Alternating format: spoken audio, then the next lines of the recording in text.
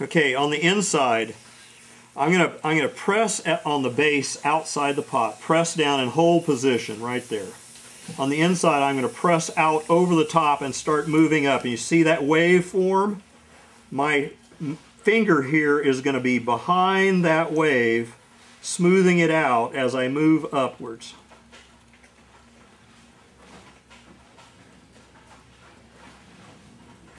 And right here, I'm going to back off on my pressure and catch up, and I'm just about even coming across there. Because like I said before, it's easy to pick on that section and pull it.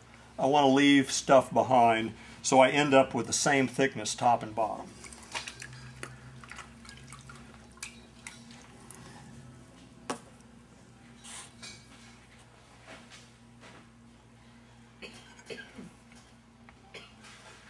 Okay, I have some extra clay right here. So I'm going to go in and I'm going to dig that out of there with my next pull. Again, I'm going to clean this up so it's straight up and down here at the bottom.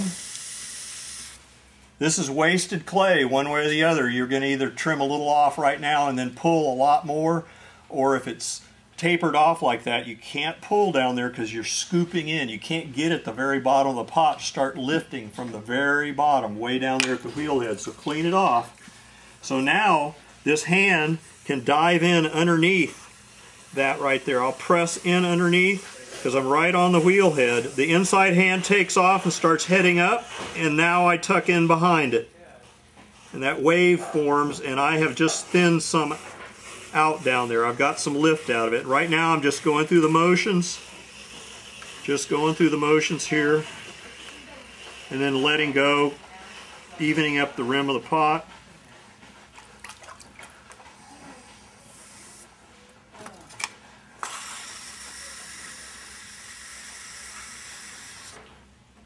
Okay, I'm going to use the wooden rib on the outside here to go ahead and get more clay out of there.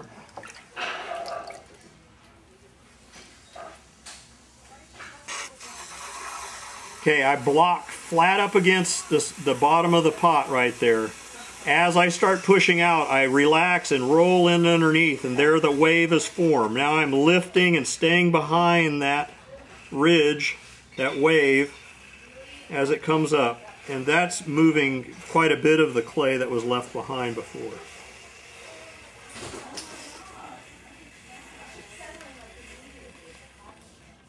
And your rib is still straight up and down? It's at a 45. If you go straight in like that, it'll cut in through the clay. So I'm letting the clay hit it and slip past it.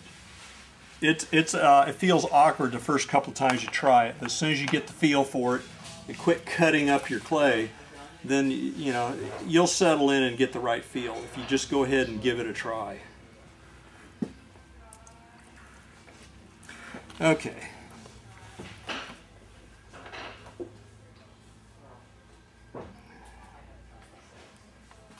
Okay, I'm going to go ahead and start flaring this out. Slow down.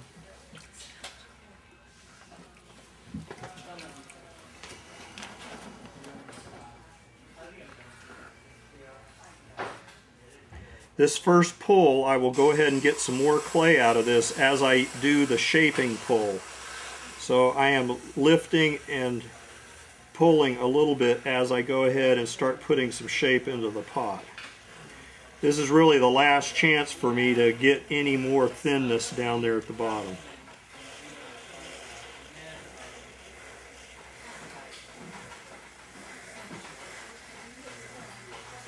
But I'm also trying to get my throwing marks out while I'm doing this too.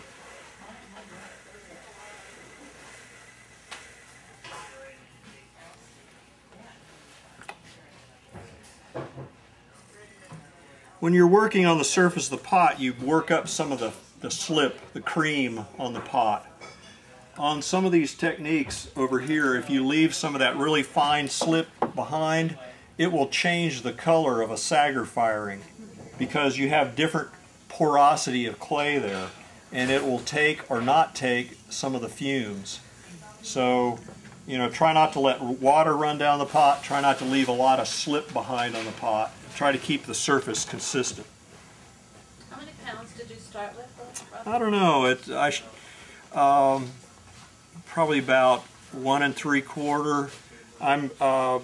I'm not throwing as thin as I would at home because I'm going to, you know, just kind of picking up the pace on this.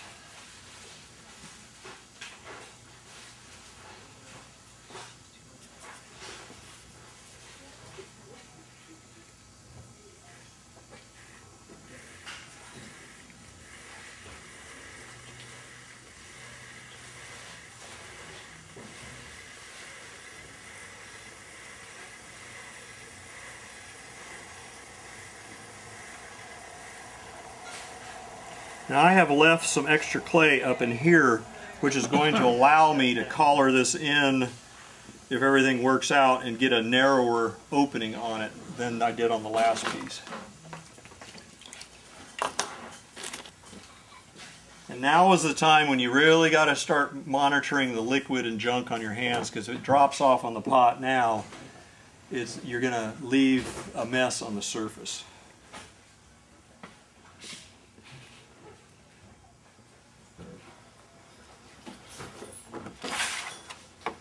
There's my small sponge. Okay, the inside of the pot needs to be a mirror image of the outside. What the outside of the pot is supposed to look like should be mirrored by the inside of the pot. So I'm addressing the inside of the pot as I'm working on it now, so it will be more like what I want the outside of the pot to look like. So if I'm if I want the clay out of the bottom of the pot, I make sure the inside of the pot is the correct shape.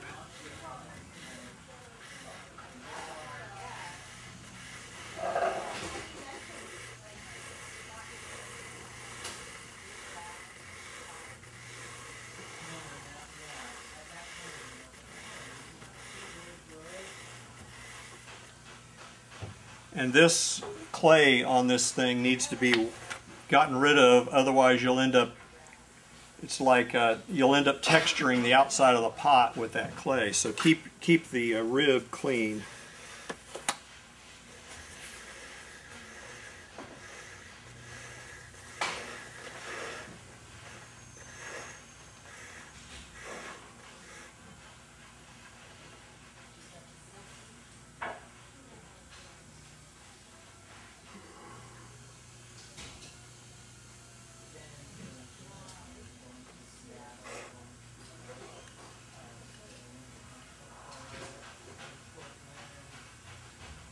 I'm going to dry the base of this so I can swell this out more without dropping this.